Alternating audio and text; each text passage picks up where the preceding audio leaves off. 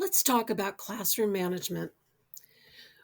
When teachers are surveyed about professional development topics that they feel would be the most helpful, classroom management seems to always make the list, often at the top of the list. And principals often cite classroom management as an area for improvement for teachers. So let's spend a few minutes thinking about this important issue. Seldom, if ever, have I heard a principal say he or she isn't a very good teacher, but has excellent classroom management skills. Or he or she is an excellent teacher, but has terrible classroom management skills. In other words, you really can't have one without the other. Effective teaching really can't take place without effective classroom management. And you can't have effective classroom management without effective teaching. The term classroom management is interesting and informative. Does it refer to managing a room? Not really, but kind of. In fact, the room can be very important. It represents an attention to details, like the proximity of the teacher to the students, and reflects in many ways your personal teaching style and philosophy. For example, do you value classroom discussions? And do you think cooperative learning strategies are important? If so, the way you arrange the furniture in your classroom will reflect that. But it's more than that. Learning theorists over many decades have asserted that the classroom environment itself, in all of its different aspects, is actually another teacher. So, what does that mean? Well, if you understand the importance of the classroom space, you'll spend some time preparing the room for learning, not simply the arrangement of desks and chairs, but also the materials and resources students need to effectively learn. Now, the issue of classroom management is multifaceted. Each class is like a fingerprint or a snowflake, each unique and individual. Each class is made up of a teacher or teachers and a kaleidoscope of individual students, each with their own personalities, strengths, weaknesses, and abilities. That's true for teachers as well as students. So any techniques of classroom management needs to reflect an understanding of that whole kaleidoscope. What may work in one classroom may not work in another. That's why I'll begin my series on classroom management with some basic truisms that will facilitate effective classroom management before discussing specific strategies. I'm going to focus on just two things in parts 1 and 2 of my series.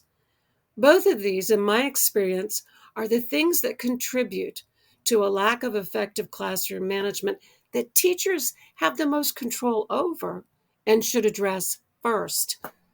The first is lack of preparation, and the second is a lack of confidence. I'll discuss preparation first because addressing this will be greatly beneficial in boosting your confidence. Most teachers will remember the amount of time they spent preparing lesson plans when they were in their teacher prep programs and during student teaching. They endured the process, often confident that, once they landed their first teaching job, those laborious efforts would be in the past and no longer necessary. Well, there's a reason teacher prep programs require detailed lesson plans for review, revision, and editing. It's so that the process becomes more automatic, sort of like driving a car. You may not be required to write a lesson plan for each lesson, but you do begin to think like a professional educator. You think about the learning outcomes for your students based on standards. You think about how you'll engage students and keep them engaged. You'll think about how you'll assess student learning to determine your next steps. This develops a habit of mind in which, over time and with practice, preparation will become more automatic, just like driving a car. You don't need a script to follow. You get in the car and check your mirrors. You're aware of your surroundings. You start your car and you put it in gear before driving to your destination. Effective teachers are prepared. Before beginning a lesson, and often before students arrive in the classroom, they have already tested out the technology they will use and have everything ready with the touch of a button. No fumbling around with technical issues. They have a backup plan in the event that the tech isn't working properly. They have all materials and resources they will need with easy access, whether it's pencils, papers, calculators, books, or anything else students will need to complete the activities you've planned. No moment is wasted in fumbling around or students wandering around looking for something that they need. Remember that the classroom is the other teacher in the room. If you want a well-functioning classroom environment, you need to take care of the details ahead of time. Students know when their teacher is disorganized. A void is created, and students will fill that void. They aren't trying to be disruptive. They're just doing what teachers often do in the moments during staff development or school district meetings when there's a lull in the schedule. They chat, they doodle, they get distracted. It's what people do. Preparation will take care of that.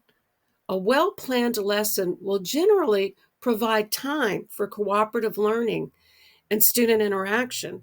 However, that is planned as a means of learning, not as a way to fill a void while the teacher tries to find that video on the internet that he or she planned to share. So arrive in the classroom 15 minutes before students arrive at school. Have your plan ready for your lesson or lessons, and spend some time prepping the classroom environment. After school, stay for a bit to prepare for the next day or days. This doesn't have to take too much time, but an hour of paying it forward, so to speak, preparing and getting everything ready for the next day is so much better than facing a class of students when you're disorganized or the tech doesn't work as expected or the books and papers aren't where you were sure they would be. There are always events that interrupt our ability to prepare as thoroughly as we should. You can't anticipate everything, like family issues that interrupt our lives as teachers or other things that require our attention. However, your professional life will be so much easier if you have the habit of mind of preparation. No, you don't necessarily have to write out every step of your lesson. But as a professional educator, you do pay attention to the details. You plan and prepare and sometimes practice before you teach a lesson. Developing the habit of mind of preparation for teaching will inevitably build your confidence. In my next video, we'll explore confidence a little further and how this can impact your professional life and ability to effectively teach with effective classroom management skills.